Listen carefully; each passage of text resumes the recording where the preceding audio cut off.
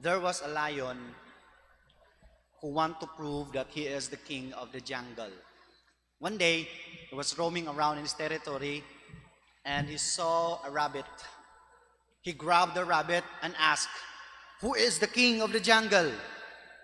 And the rabbit replied, "You are the king of the jungle." He released the rabbit and continued on his walking. And then he saw a gazelle. He ran after the gazelle and choked him and asked, "Who is the king of the jungle?" The gazelle said, "You are. Everybody knows. You are the king of the jungle." He released the gazelle and went on his journey. And then he reached to the river and he saw an elephant drinking on the river. He jumped off at the back of the elephant with his claws at the belly of the elephant and asked, "Who is the king of the jungle?" The elephant got angry and grabbed by his trunk, grabbed the lion and smashed him right and left until the elephant lost his grip and the lion landed on the other side of the river. And the lion shouted, "Hey, elephant, if you did not know the answer, just tell me. You don't have to beat me." If you get the joke, you should laugh. If you do not, you did not get the joke. Brothers and sisters, everybody wanted to be king, isn't it? Why we wanted to be king? First, we want to have power, isn't it? It's good to have power.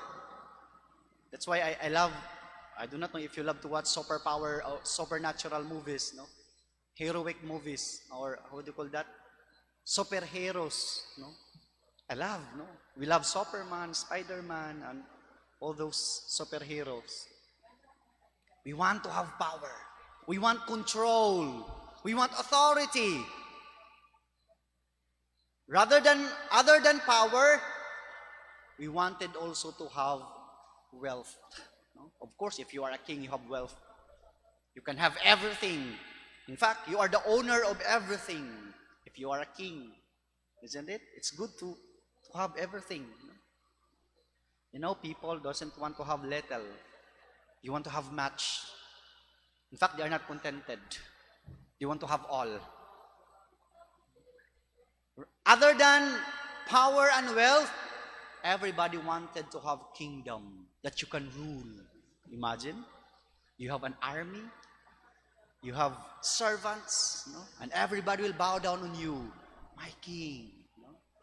That is our view. That is our depiction of a king.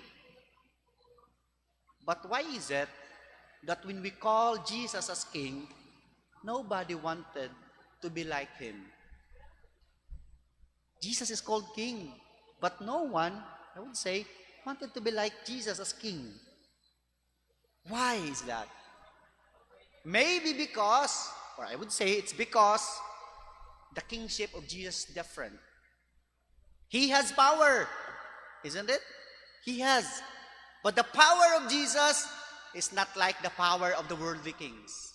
The power of Jesus lies on prayer and faith. We heard from the Gospels.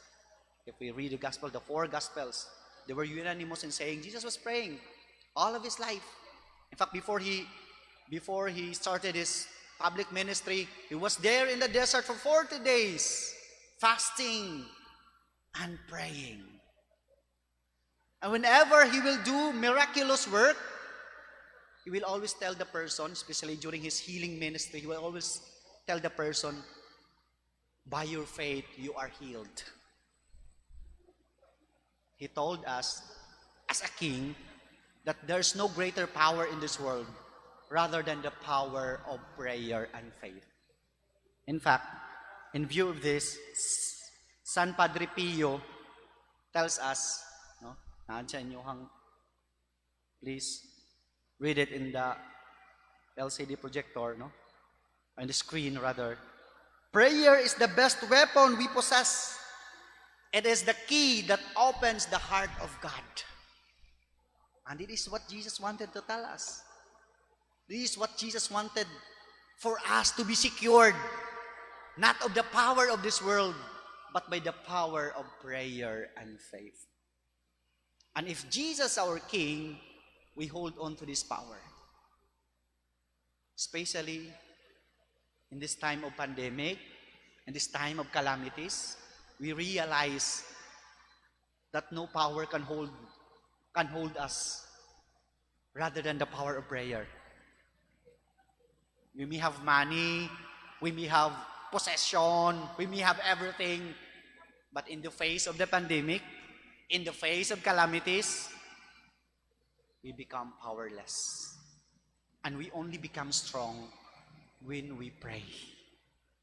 I do not know if you have watched some Facebook posts on the family who were there on the ceiling of their house, perhaps during the Typhoon Ulysses, and they were praying. They were crying, but they were praying. And that prayer made them strong. They survived because of that. And so many stories about it.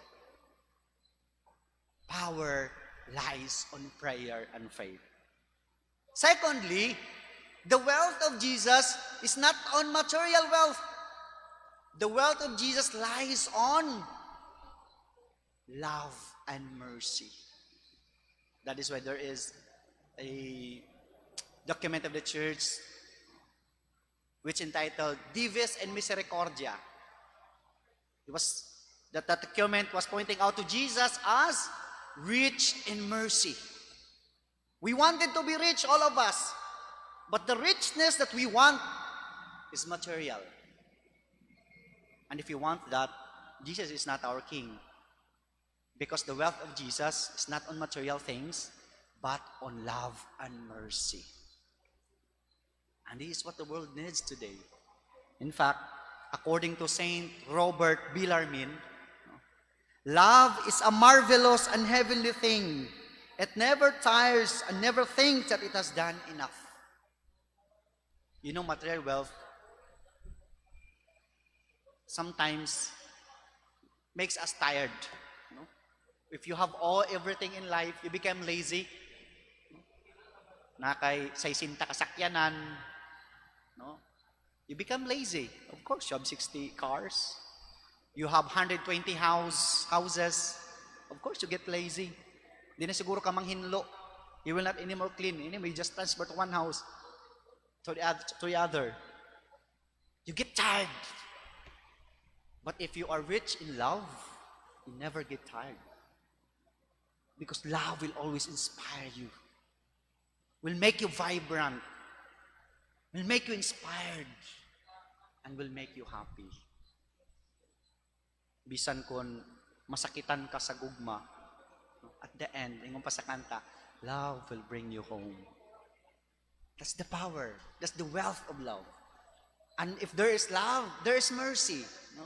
You cannot separate mercy from love. You can never truly love if you do not have a merciful heart. And that's what makes Jesus as King, the King of mercy and love. Third, Jesus as King have a kingdom. He has a kingdom. But His kingdom is not the kingdom of this world. Remember when He was asked by Pilate, "Are you king?" And Jesus did not answer.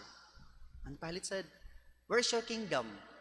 If you are king," Jesus said, "if my kingdom is of this world, my armies will not allow you to get me. They will fight. But my kingdom is not of this world." You know, St. Augustine, there is his book, no? The Two Cities. He believed that there are two cities in this world. No? According to human society, it can be divided into two cities depending on how man lives. We have the city of man. Men live according to themselves. And the city of God, where men live according to God's laws and design. Of your life, do it as if you are in the presence of God. And do it for the honor of God. And that way, you can be assured that you belong to His kingdom.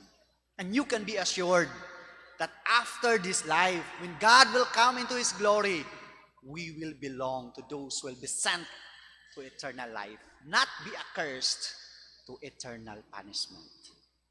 May God bless us.